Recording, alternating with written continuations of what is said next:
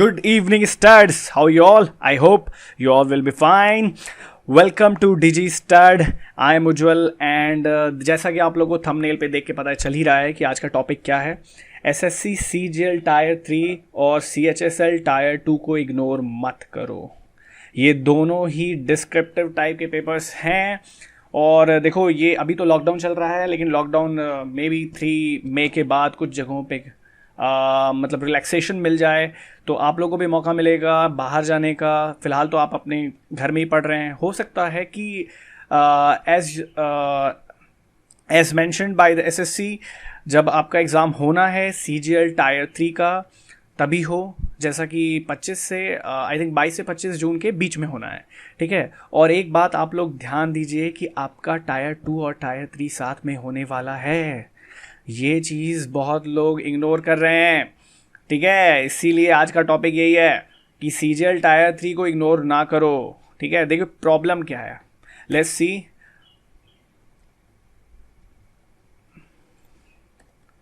Problem है आपका, देखो ये what is tyre 3 of SSC CGL and SSC CHSL tyre 2। देखो इसमें ये आपका डिस्क्रिप्टिव टाइप का पेपर होता है। जब आप टायर 1 क्लियर कर लोगे तो आपको फिर टायर 2 और टायर 3 देने का मौका मिलता है।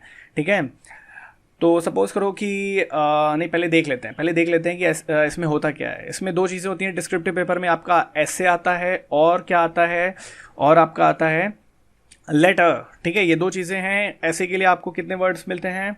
ऐसे के लिए आपको 250 वर्ड में लिखना होता है। ठीक है, और बाकी आपका दूसरा क्या है? दूसरा आपका लेटर है। लेटर के लिए आपको कितने वर्ड्स में लिखना होता है? लेटर के लिए आपको 150 वर्ड्स में लिखना होता है। इसमें कितना? 250। ठीक है, तो आपको मिलते हैं, टोटल टाइम कितना मिलता है? टोटल टाइम आपको मिलता है 1 आवर।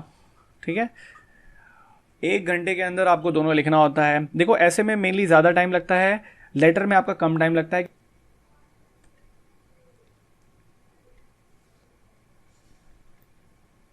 क्योंकि लेटर में देखो आपका दो ही फॉर्मेट होता है। ठीक है, एक होता है इनफॉर्मल, दूसरा होता है फॉर्मल। इनफॉर्मल में आपको क्या करना होता है कि आपको जान पहचान वाले लोगों के लिए लिखना होता है। फॉर्मल में आपको थोड़ा सा ऑफिशियल वगैरह लिखना होता है। तो लेटर में आपका फिक्स्ड फॉर्मेट होता है। फिक्स्ड फॉर्मेट में सैल्यूटेशन, ग्रीटिंग एंड बॉडी, ये सब लिखना पड़ता है। ऐसे ही आपका मेन टॉपिक है, क्योंकि इसमें आपको 250 वर्ड में लिखना होता है और बड़ा ही स्ट्रक्चर्ड वे में सब कुछ लिखना होता है। ठीक है, स्ट्रक्चर्ड वे में से मतलब है मेरा, पहले आपको इंट्रो लिखना पड़ेगा। ठीक है, उसके बाद आपको बॉडी या कंटेंट लिखना पड़ेगा। कंटेंट आपका बहुत खूबसूरत होना चाहिए। ठीक है, आपका लास्ट आता है आपका कंक्लूजन, वो भी आपका बहुत अच्छा होना चाहिए। ठीक है, क्योंकि मेनली क्या करते हैं, मेनली आपका कंक्लूजन और इंट्रो, ये दोनों पार्ट तो बहुत अच्छा रहना चाहिए। ठीक है, शुरुआत आप कैसे कर रहे हैं और ख़त्म कैसे कर रहे हैं। ठीक है, देखिए तो ये दोनों चीज़ें हैं जो आपका डिस्क्रिप्टिव में पूछता है। अब देखिए अगला हमारा टॉपिक क्या है। तो देखो ये चीज़ कुछ आपको दिख रही है, ये चीज़ दिख रही है, ये बेटा ये 100 नंबर है। ठीक है, ये 100 नंबर मामूली चीज़ नहीं है, मायने रखता है ये। ठीक है, नज़दीक से देख लो, देख लिया। ठीक है, ये 100 नंबर आपके लिए क्यों मायने रखता है? क्योंकि यार आपने ऑलरेडी 200 नंबर का अपने टायर 1 में दिया है। ठीक है, और 400 नंबर का आप टायर 2 में दोगे। और इस 100 नंबर में से यार अगर कम से कम आप अगर 80 पा जाते हो, ठीक है, 80 जो कि बहुत मुश्किल से मिलता है। मतलब यार ये लोग एसएससी वाले ना जल्दी नंबर भी नहीं देते हैं, कंजूसी करते हैं उसमें भी। तो मैं चाहूँगा कि आप लोग की प्रिपरेशन इतनी अच्छी हो। देखो सोचना है ना तो बड़ा सोचो ना, छोटा क्यों सोचो कि 60 में संतुष्ट हो जाएंगे। 80 नंबर पाओगे आप। ठीक है, 60 नहीं, 80 मान के चलो।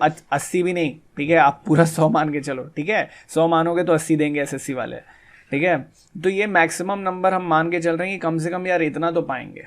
ठीक है, मैक्सिमम भी और मिनिमम भी हमारा 80 है, तो हम वो उस तरह का एफर्ट करेंगे कि कम से कम 18 मार्क्स पाएँ। अब कुछ मेरे पास चीज़ें हैं जो मैं आपको दिखाना चाहूँगा।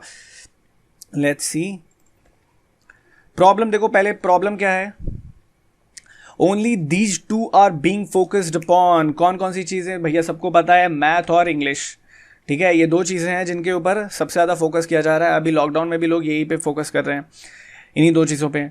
तो मैथ में आपका क्या चीज़ें रहता है? लॉकडाउन में हम क्या सीख रहे हैं? लॉकडाउन में दो चीज़ें सीख रहे हैं। एक होता है कॉन्सेप्ट अंडरस्टैंडिंग। ठीक है, मतलब हम क्या करें, प्रीवियस ईयर पेपर्स सॉल्व करने की कोशिश कर रहे हैं और जो भी उसके पीछे का कॉन्सेप्ट है वो समझने की कोशिश कर रहे हैं कि हर एक क्वेश्चन में कौन कौन सा नया नया कॉन्सेप्ट एसएससी ने लाया है। दूसरा स्पीड बिल्डिंग। ठीक है, ये तो सबसे भैया इंपॉर्टेंट चीज़ है। ये 2 घंटे का पेपर होता है मैथ का, और 100 क्वेश्चन रहते हैं। अगर स्पीड नहीं है तो फिर 50 में ही फेंका जाओगे आप लोग, ठीक है। तो ये स्पीड बिल्डिंग पे बहुत ज़्यादा जोर देना है, देना भी चाहिए, ठीक है। ये दोनों प्रॉब्लम नहीं है एक्चुअली में, ये दोनों ही आपका प्राइम फोकस है। लेकिन आपको क्या करना है ना, थोड़ा सा आपको टाइम टायर 3 के लिए भी देना है। इंग्लिश में आपका क्या है, इंग्लिश में आप ग्रामर देखते हो, ठीक है, ये 2 चीज़ें, और वोकैब, ये 2 चीज़ें आपकी तैयार है तो इंग्लिश में उतना कोई खास दिक्कत नहीं है। न्यूज़पेपर पढ़ते रहिए आप लोग, ठीक है। फिर तो आगे बढ़ते हैं। देखो ये क्या चीज़ है, ये पढ़िए आप लोग, मैं चाहता हूँ कि आप लोग इसे पढ़ें, ठीक है। Based on the aggregate performance in tyre 1 and tyre 2 examination, candidates will be short listed for evaluation of tyre 3 examination. इसका मतलब है, देखो टायर 1 और टायर 2 का परफॉर्मेंस जिस हिसाब से होगा उस हिसाब से टायर 3 का एग्जामिनेशन का इवैल्यूएशन होगा।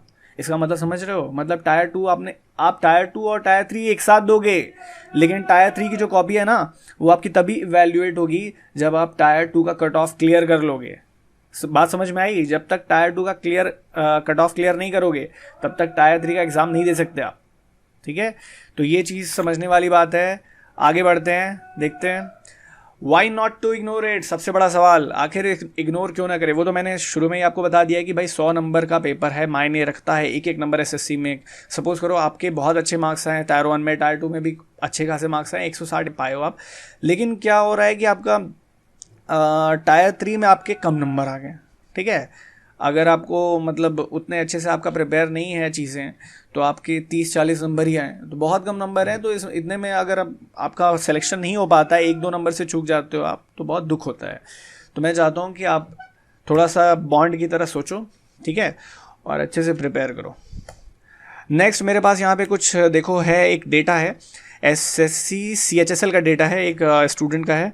उसमें देखो इसने क्या किया, इसने टायर 1 में अच्छा मार्क्स पाया, 39 इंग्लिश में है, ठीक है। जनरल इंटेलिजेंस में 42 है आउट ऑफ 50, ठीक है। ये दोनों मार्क्स आउट ऑफ 50 हैं, ये भी आउट ऑफ 50 और ये भी, ठीक है। ओवरऑल इनके 139.5 मार्क्स हैं जो कि ठीक ठाक हैं का, ये OBC से हैं, ठीक है। तो एक और इनको बेनिफिट मिल चुका है रिजर्वेशन का, तो ये कट ऑफ पार कर चुके थे। टायर 2 में इनका 60 है जो कि एवरेज स्कोर है, ठीक है, ना ही अच्छा है ना ही बुरा है, ठीक है।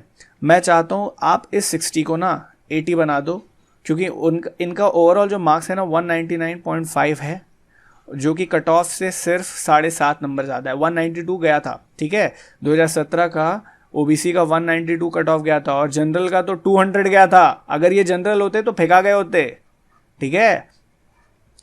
तो मैं चाहता हूँ कि आप लोग थोड़ा इन चीज़ों को देखें कि यार अगर इन्होंने थोड़ी सी और अच्छी प्रिपरेशन की होती तो इनका फाइनल मेरिट लिस्ट में नाम होता, ठीक है। तो don't ignore it.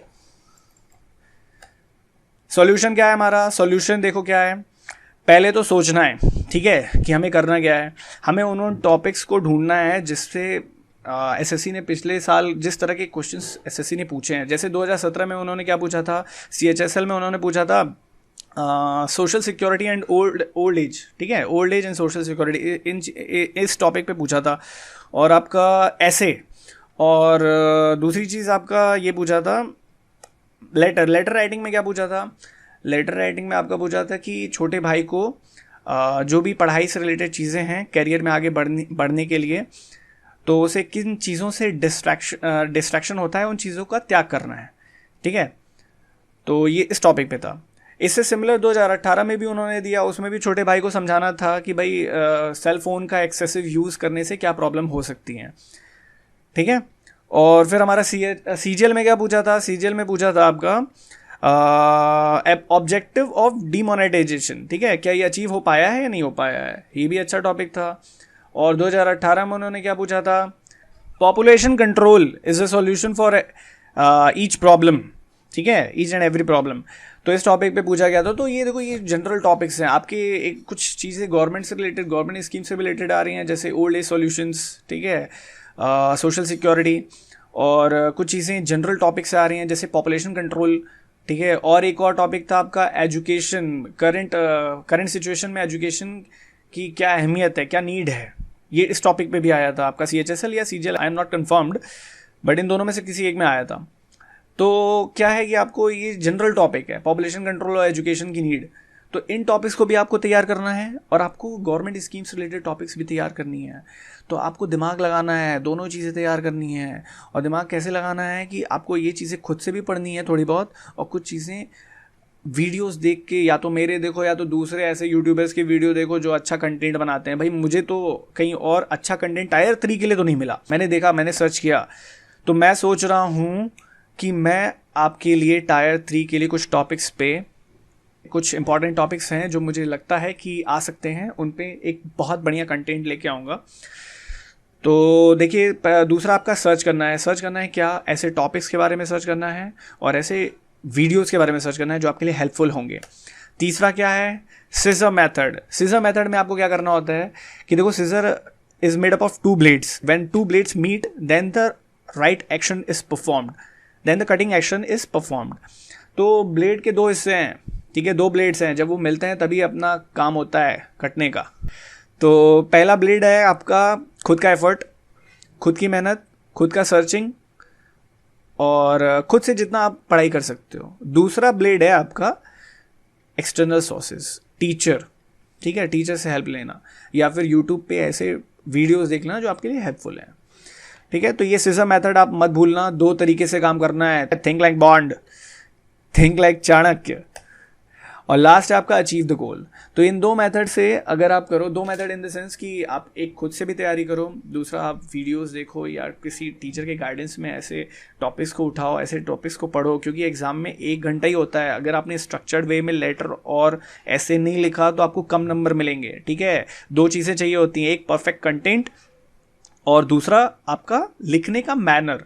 Spelling mistakes ये सब तो बहुत छोटी चीज़ें हैं, ये सब सिली मिस्टेक्स तो वो उम्मीद ही नहीं करते हैं, ठीक है। Grammatical mistake, spelling mistake, they are not suppose to be there, okay. What they check is your content and your structuring of the writing, मतलब कैसे स्ट्रक्चर्ड करके आपने लिखा हुआ है स्टेप बाय स्टेप। हाँ, इसके बाद ये एक्सपेक्ट कर रहे हैं, हाँ ये इसके बाद ये आएगा, इसके बाद ये आएगा, ठीक है, वो एक्सपेक्ट कर रहे हैं और आप लिख रहे हो, बहुत बढ़िया। तो फिर आपको एक्चुअली में 80 मार्क्स के आसपास मिल भी सकते हैं। अगर 75 अबो है that's a very good mark, okay. तो आई होप कि ये वीडियो आपके लिए बहुत ज़्यादा हेल्पफुल रहा होगा, और जैसा कि मैंने बोला कि मैं ऐसे टॉपिक्स पे वीडियो लेके आऊँगा जो आपके लिए टायर 3 के लिए, CGL टायर 3 और CHSL टायर 2 के लिए हेल्पफुल रहेंगे। Thank you for now, stay tuned and keep yourself safe.